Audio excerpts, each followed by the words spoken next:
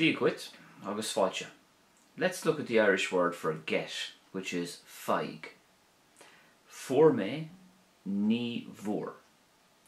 Feighem, ní aigean. And yoig me, ní bhaigig me. Cad é a fórtú don nullag? What did you get for Christmas? Cad é a fórtú don nullag? Ní mhóramar ein bhia. We didn't get any food. Ní mhóramar ein bhia. Téim go Kerry nor a aigam an chance. I go to Kerry when I get the chance. Téim go Kerry nor a aigam an chance. Cabe áit a déin tú, yoig tú éirnig. Wherever you go, you will find Irish people. Cabe áit a déin tú, yoig tú éirnig.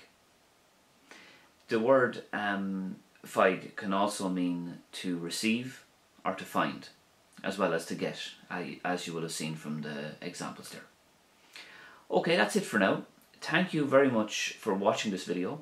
Up on screen you'll see some more Irish language videos that I've made quite recently, and please subscribe for more videos just like this. So I'll see you soon. Slán go fóill.